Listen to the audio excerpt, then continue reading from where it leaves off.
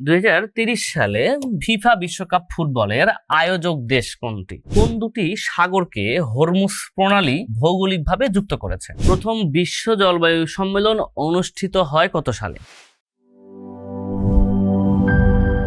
আসসালামু আলাইকুম।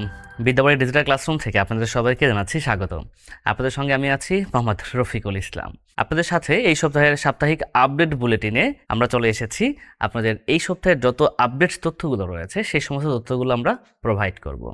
আজকের পর্ব 31। তো আমাদের বিগত সপ্তাহে যে সমস্ত তথ্যগুলো এসেছিল আমাদের বিভিন্ন দৈনিক পত্রিকাগুলোতে, সেই পত্রিকাগুলো থেকেই মূলত এই তথ্যগুলো সংগ্রহ করা হয়। আর এই তথ্যগুলো নিয়েই আমাদের বিদ্যাবাড়ির এই আয়োজনটি থাকে সাপ্তাহিক আপডেট বুলেটিন। তো আপডেট বুলেটিনে আমরা সরাসরি আমাদের যে প্রশ্নগুলো আছে সেই প্রশ্নগুলো দেখার চেষ্টা করব। তবে আজকের এই প্রশ্নগুলো যারা আপনারা চাকরি প্রার্থী রয়েছেন সবার জন্যই কিন্তু খুবই গুরুত্বপূর্ণ, কেননা আমাদের যে চাকরির পরীক্ষাগুলো অনুষ্ঠিত হয় এই পরীক্ষাগুলোতে বিভিন্ন ধরনের আপডেট তথ্য সংবলিত প্রশ্ন এসে থাকে। আর আপনি যদি আপডেট তথ্য না দেখেন তাহলে হয়তোবা সেই প্রশ্নগুলো আপনার জন্য মিস হয়ে যাবে। আর আপডেট প্রশ্নগুলো পরীক্ষার আগে সবগুলো যখন একসঙ্গে পড়বেন তখন কিন্তু আপনার মাথা এলোমেলো হয়ে যাবে, ভুল হয়ে যাবে। এজন্য এই তথ্যগুলো প্রতিনিয়তই আপনার দেখা প্রয়োজন। আপনি যদি তথ্যগুলো প্রতিনিয়তই দেখেন তাহলে আপনার পরীক্ষার হলে এগুলো কিছুই মনে হবে না, অত্যন্ত সহজ প্রশ্ন মনে হবে। কিন্তু যখন সবগুলো একসঙ্গে পড়বেন তখন হয়ে যাবে আপনার জন্য এগুলো অনেক যন্ত্রণা, যে স্যার এতগুলো মনে রাখতে পারছি না, তাই না? তাই এই সাপ্তাহিক আপডেট বুলেটিনটা আপনারা যারা চাকরি প্রার্থী রয়েছেন, আপনি যে কোনো চাকরি প্রার্থী হন, আপনি বিসিএস পরীক্ষার্থী হয়ে থাকেন বা বিভিন্ন ব্যাংক ওরিয়েন্টেড কেন্দ্রিক হয়ে থাকেন, অথবা 11 থেকে 20তম গ্রেড অথবা নিবন্ধন, যে কোনো চাকরির পরীক্ষার্থী হয়ে থাকেন না কেন, আপনার জন্য এই তথ্যগুলো জানা খুবই জরুরি। তো চলুন আমরা কথা না বাড়িয়ে আমাদের যে আজকের আলোচনা সেই আলোচনা শুরু করি। প্রথমেই আমাদের যে কোশ্চিনটা রয়েছে, বিএফআইইউ এর পূর্ণরূপটা কি হবে?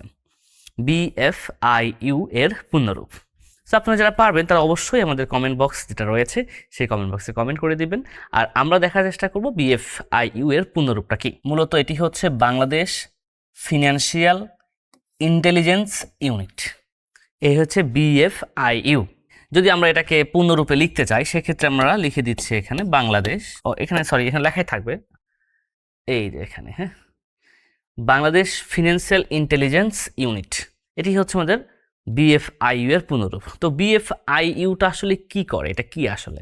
এটা এক ধরনের সরকারি রাষ্ট্রায়ত্ত প্রতিষ্ঠান। তো এখানে আপনাদের ফিনান্সিয়াল কথাটা আসলে অর্থ লেনদেনের কথা চলে আসে। অর্থ লেনদেনের সম্পর্কিত একটা প্রতিষ্ঠান যেখানে অর্থ পাচার, হ্যাঁ, কালো টাকা, বিভিন্ন ক্ষেত্রে এরা সেটা নিয়ন্ত্রণ করে থাকে। বিএফআইইউ মূলত প্রতিষ্ঠিত হয় বাংলাদেশে 2002 সালে জুন মাসে প্রতিষ্ঠিত হয়। জুন 2002 সালে এটি প্রতিষ্ঠিত হয়। বিএফআইইউ প্রতিষ্ঠা হয় কত সালে? 2002 সালে। এই তথ্যটাও মোটামুটি গুরুত্বপূর্ণ আছে। এবং এই সদর দপ্তরটা কোথায়, মানে সদর দপ্তর বলতে হেড অফিসটা কোথায়? এটা হচ্ছে মতিঝিল, ঢাকায় বিএফআইইউ। এর পরবর্তীতে এখান থেকে আর কোনো তথ্য জানার প্রয়োজন হবে না। এরপরে আসেন পরবর্তী যে কোশ্চিনটা রয়েছে, এখানে বলেছে বাংলাদেশ সরকার কত সালে শাহবাগে অবস্থিত জাদুঘরকে জাতীয় জাদুঘরে ঘোষণা করে?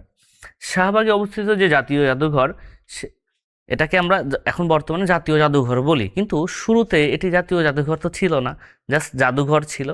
এখন প্রশ্ন বলছে কত সালে এই শাহবাগে অবস্থিত জাদুঘরকে জাতীয় জাদুঘর ঘোষণা করে। এই তথ্যটাও কিন্তু ইম্পর্টেন্ট। কত সালে ঘোষণা করা হয় এটা আপনাকে মনে রাখতে হবে। আমরা সরাসরি এটার অ্যান্সারটা দেখে আসি যে অ্যান্সারটা কী হবে। এটি 17 নভেম্বর 1983 সালে জাতীয় জাদুঘরের মর্যাদা লাভ করে, কিন্তু প্রতিষ্ঠা হয়েছিল কত? 20 মার্চ 1913 সালে। অর্থাৎ কবে বলেন? পাকিস্তান আমলে না, পাকিস্তান আমলেও কিন্তু নয়, হ্যাঁ, তারও আগে। আর আমাদের যে বঙ্গভঙ্গ রদ হয়, হ্যাঁ, 1911 সালে রদ হওয়ার পরবর্তী সময়ে এটা প্রতিষ্ঠিত হয় 20 মার্চ 1913 সালে। জাতীয় জাদুঘর নয়, তখন যে নামে প্রতিষ্ঠা পেয়েছিল সেটিকে বলা হচ্ছিল ঢাকা জাদুঘর ছিল। কি নামে প্রতিষ্ঠা পেয়েছিল? মানে আপনাকে এরকম কোশ্চিনটাও করতে পারে যে জাতীয় জাদুঘরের পূর্ব নাম কি ছিল? জাতীয় জাদুঘরের পূর্ব নাম ছিল ঢাকা জাদুঘর। এটি অবস্থান কোথায়? অবস্থান শাহবাগ, ঢাকা। এবং এটি প্রতিষ্ঠা লাভ করেছিল 20 মার্চ 1913 সালে। এবং কত সালে জাতীয় জাদুঘরের মর্যাদা পায়? 17 নভেম্বর 1983 সালে। কয়েকটা তথ্য কিন্তু এখান থেকে রয়েছে, সেই তথ্যগুলো একটু নোট করে রাখতে হবে। বাট আমাদের মেইন তথ্যটা ছিল এটা যে জাতীয় জাদুঘর ঘোষণা করা হয় কবে, 17 নভেম্বর 1983 সালে। নেক্সট কোশ্চিন দেখার চেষ্টা করি। আল ধাফরা, আল ধাফরা বলতে পারেন বা আল ধফরাও বলতে পারেন, হ্যাঁ, বিভিন্ন মাধ্যমে দেখবেন ওখানে লেখা আছে আল ধফরা। ওকে, মার্কিন সামরিক ঘাঁটি যে দেশে অবস্থিত। তাহলে আপনাকে প্রশ্ন এখানে দুই রকম হতে পারে যে আল ধফরা এটা মানে কোন দেশের সামরিক ঘাঁটি, এটা মার্কিন মানে মার্কিন যুক্তরাষ্ট্র, যেটা এটা কোথায় অবস্থিত মূলত, এটি আমাদের সংযুক্ত আরব আমিরাতে অবস্থিত, সংযুক্ত আরব আমিরাতের আবুধাবিতে এটি অবস্থিত, হ্যাঁ, আল ধাফরা সামরিক ঘাঁটি। এরপরের কোশ্চিন, কোন দুটি সাগরকে হরমুজ প্রণালী ভৌগোলিকভাবে যুক্ত করেছে? তো হরমুজ প্রণালী কোথায় অবস্থিত, এটা যদি আপনি জানতে পারেন তাহলে মোটামুটি সাগরের নামটাও আপনার মাথায় চলে আসবে। আমরা যদি সরাসরি দেখার চেষ্টা করি প্রণালী কি করে, প্রণালী দুটি সাগরকে যুক্ত করে আর দুটি ভূখণ্ডকে বা দুটি রাষ্ট্রকে কি করে, পৃথক করে। তো দুটি রাষ্ট্রকে পৃথক করে এটা বলাটা ঠিক হবে না, দুটি ভূখণ্ডকে, ভূমি যেটা, হ্যাঁ ভূখণ্ড বলছি, সেটাকে কি করে, পৃথক করে। তাহলে আমাদের এইখানে অ্যান্সারটা কি, এটা হচ্ছে পারস্য উপসাগর এবং ওমান সাগর, পারস্য উপসাগর এবং ওমান সাগরকে মূলত কি করে, সংযুক্ত করেছে বা যুক্ত করেছে হরমুজ প্রণালী। তো এটার অবস্থানটা কোথায়, এটা মূলত পারস্য উপসাগর বলতে কি ইরান বোঝায়, তো পারস্য মানে ইরান বোঝায়, তার মানে ইরান, ও হচ্ছে ওমান সাগর মানে ওমান, বুঝতে পারছেন। তার মানে এই যে ইরান ও ওমানের মধ্যবর্তী স্থানেই মূলত এটি অবস্থিত, তার মানে এটা ইরান এবং ওমানকে কি করেছে, পৃথক করেছে হরমুজ প্রণালী। দুটো তথ্য আমাকে জানতে হবে, হরমুজ প্রণালী কোন দুটি সাগরকে, যে কোনো প্রণালীর সম্পর্কে জাস্ট দুটি তথ্য আপনাকে জানতে হবে যে এই প্রণালীটি কোন দুটি সাগরকে যুক্ত করেছে এবং কোন দুটি রাষ্ট্রকে বা কোন দুটি ভূখণ্ডকে পৃথক করেছে, ব্যাস। প্রণালী থেকে আর কোনো কিছু প্রয়োজন হবে না। তবে আমাদের ইরানের ক্ষেত্রে, মানে আমাদের যে এই যে ইরান, হ্যাঁ, ইরানের ক্ষেত্রে হরমুজ প্রণালী কিন্তু অত্যন্ত গুরুত্বপূর্ণ, কেননা আমাদের হরমুজ প্রণালী ইরানের ক্ষেত্রে আমাদের যত তেল বিশ্বে রপ্তানি হয়, যত মানে পরিবহন হয়, তেল পরিবহন এক কথায়, সমস্ত পরিবহনের বেশিরভাগই কিন্তু এই হরমুজ প্রণালী থেকে চলে আসে। এবং দেখবেন ইরানে যখনই কোনো কিছু হামলা করা হয়, মার্কিন যুক্তরাষ্ট্র যখন হামলা করতে চায় বা যে কেউ হামলা যখন বেশি করতে চায়, জোরদার করে মার্কিন যুক্তরাষ্ট্র, তখনই কিন্তু ইরান হুমকি দেয়, হ্যাঁ আমরা কিন্তু হরমুজ প্রণালী কী করবো, বন্ধ করে দিব। তো তারা একটা হুমকির মধ্যে রাখে, মানে এটা হরমুজ প্রণালীটা অত্যন্ত মানে সাগর পথে বা জল পথে খুবই গুরুত্বপূর্ণ একটা প্রণালী, হরমুজ প্রণালী। নেক্সট কোশ্চেন দেখার চেষ্টা করি যে কোন দেশে সিভিল সার্ভিসের ধারণা প্রথম উদ্ভূত হয়। সিভিল সার্ভিস আপনারা জানেন যে বর্তমানে চাকরি প্রার্থীর কাছে অত্যন্ত আলোচিত, অত্যন্ত আকর্ষণীয় একটা চাকরি হচ্ছে এই সিভিল সার্ভিসের চাকরিটি, ঠিক না, যেটাকে আমরা বিসিএস বলে থাকি, বাংলাদেশ সিভিল সার্ভিস। তো এই যে বিসিএস, বাংলাদেশ সিভিল সার্ভিস, এটা বাংলাদেশ স্বাধীন হওয়ার পরে কিন্তু বাংলাদেশ নাম হয়েছে, তাই না। বাংলাদেশের পূর্বে পাকিস্তান সিভিল সার্ভিস, তারপরে ইন্ডিয়ান সিভিল সার্ভিস, হ্যাঁ এরকম ছিল কিন্তু। তো এখন ফ্যাক্টটা হচ্ছে কি, আপনি এইটি সিভিল সার্ভিসের ধারণাটা কোথায় আসছে প্রথম, এটা এসেছিল আমাদের চীনে, হ্যাঁ প্রথম এই ধারণাটা শুরু হয়েছিল চীনে। চীনে আপনি হচ্ছে যে কিন রাজবংশ ছিল একটা সময়, কিন রাজবংশ যদি আপনি লিখে দিই, এই চীনে কিন রাজবংশ ছিল, কিন রাজবংশ। তো চীনে কিন রাজবংশ ছিল, এই কিন রাজবংশেই মূলত এটি প্রচলিত হয়। এটি হয়েছিল 207 অব্দে, এটাও আমরা একটু মনে রাখার চেষ্টা করব, কখন হয়েছিল, 207 অব্দে কিন রাজবংশে মূলত সিভিল সার্ভিসের ধারণা প্রথম উদ্ভূত হয়েছিল। এখান থেকে আর কিছু জানতে হবে না, পরবর্তী কোশ্চিন দেখার চেষ্টা করি। এটা একটা ইম্পর্টেন্ট কোশ্চিন, বাংলাদেশ সবচেয়ে বেশি ঔষধ রপ্তানি করে কোন দেশে? বাংলাদেশ ওষুধ রপ্তানি করে, জানেন কি? অনেকে হয়তো এটা নাও জানতে পারেন, মানে পড়াশোনা যদি না করে থাকেন হয়তো বা না, মানে জানাটা খুবই যে স্বাভাবিক তা কিন্তু নয়, আপনি পড়াশোনা করলে জানবেন, না করলে হয়তো বা নাও জানতে পারেন। তো বাংলাদেশ ওষুধ রপ্তানি করে এবং দেশে যে ওষুধ আমাদের উৎপাদন হয়, এই উৎপাদনকৃত ওষুধের অনেক অংশ কিন্তু আমাদের বিদেশে রপ্তানি হয় এবং এই রপ্তানিগুলোর মধ্যে সব থেকে বেশি রপ্তানি করে থাকে আমাদের মিয়ানমারে।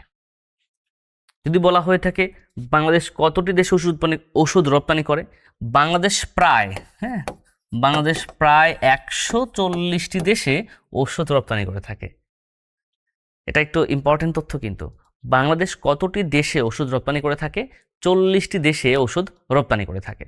এই 40টি দেশের মধ্যে সব থেকে বেশি ওষুধ রপ্তানি করে মিয়ানমারের পর রয়েছে শ্রীলঙ্কাতে ওষুধ রপ্তানি করে থাকে এবং শ্রীলঙ্কার পরেই রয়েছে আমাদের যুক্তরাষ্ট্র, যুক্তরাষ্ট্রে ওষুধ রপ্তানি করে থাকে।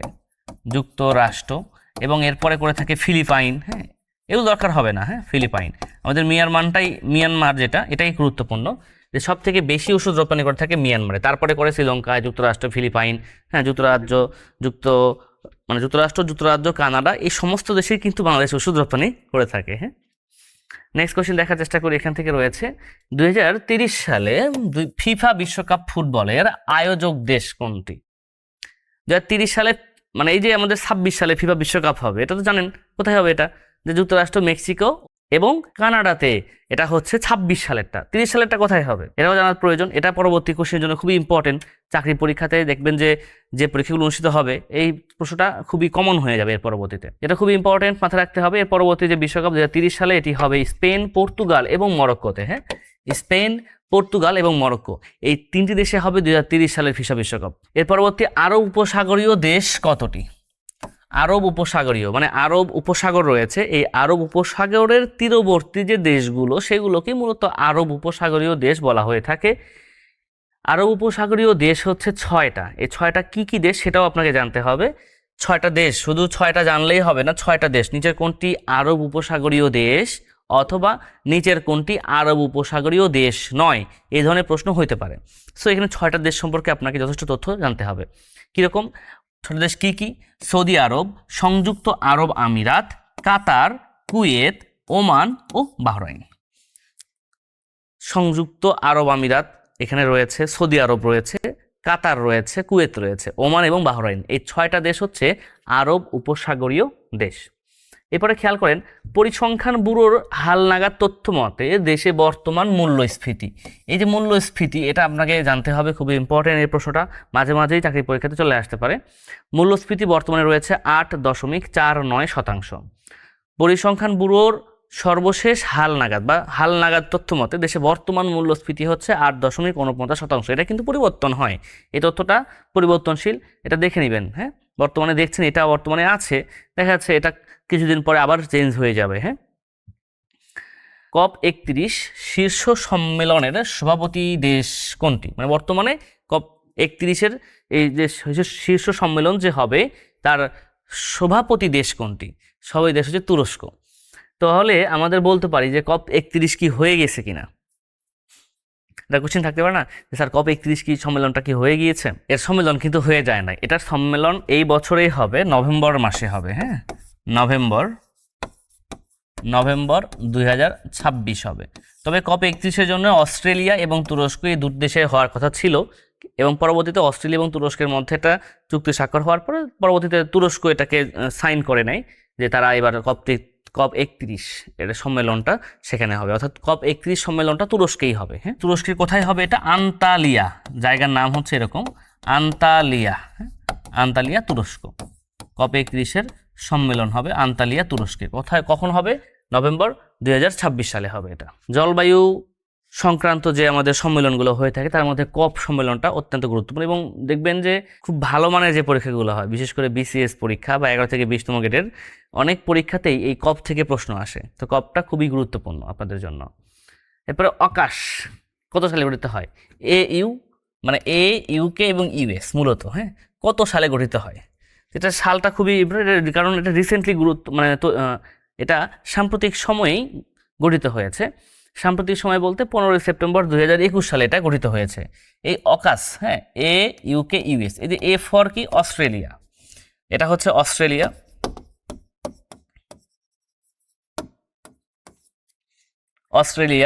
UK ইউনাইটেড কিংডম, হ্যাঁ, এবং US ইউনাইটেড স্টেট মানে যুক্তরাষ্ট্র। তা তিনটা দেশ কি কি? অস্ট্রেলিয়া, যুক্তরাজ্য এবং যুক্তরাষ্ট্র।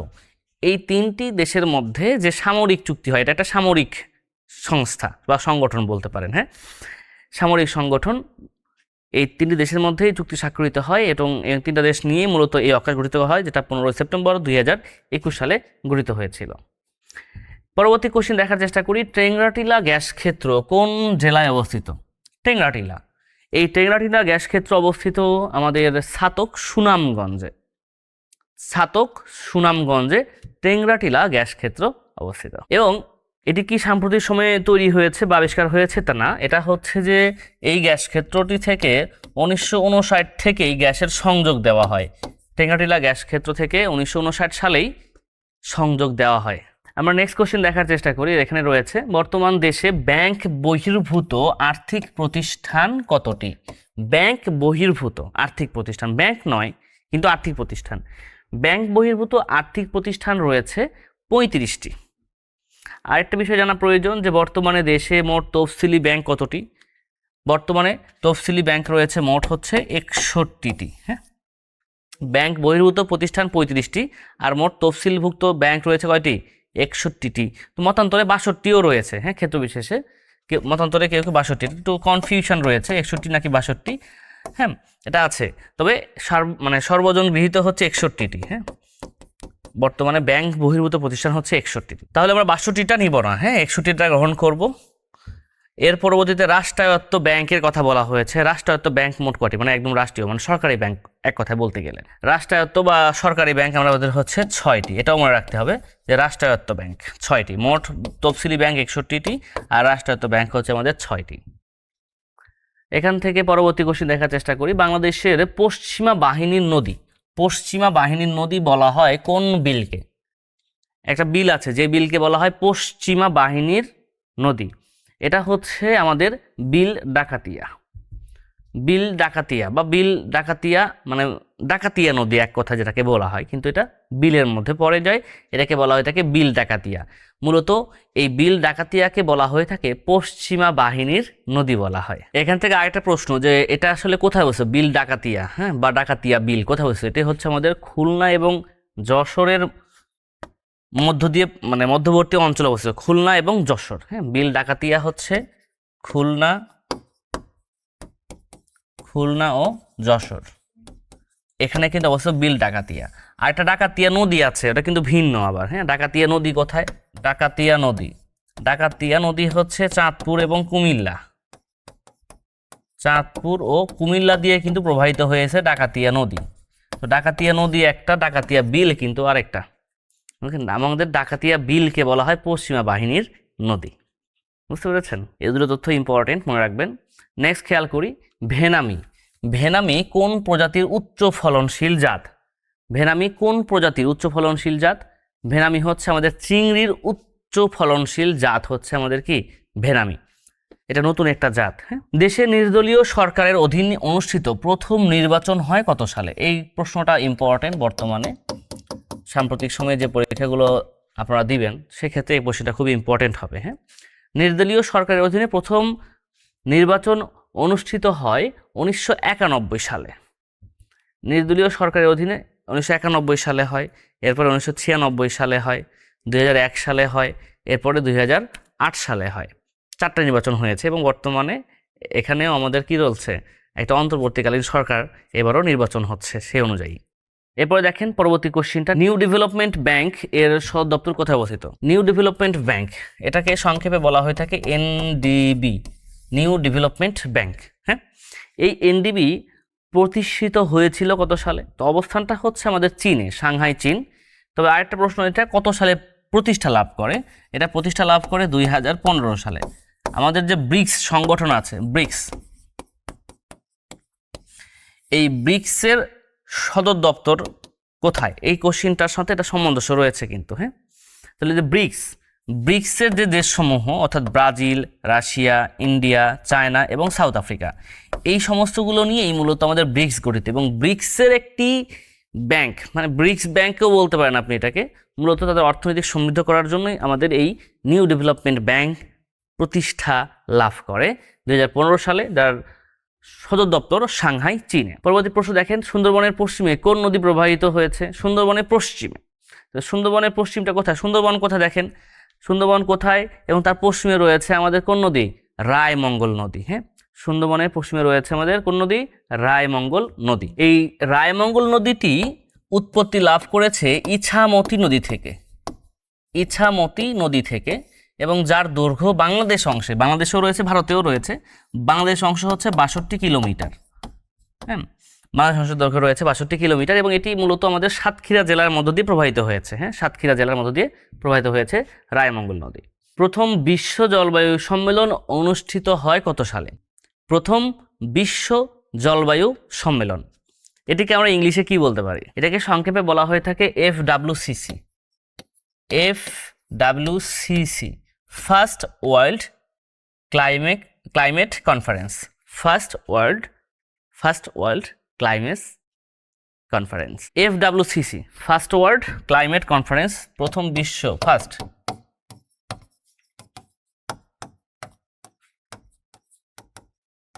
Climate conference. প্রথম বিশ্ব জলবায়ু সম্মেলন অনুষ্ঠিত হয় 1979 সালে।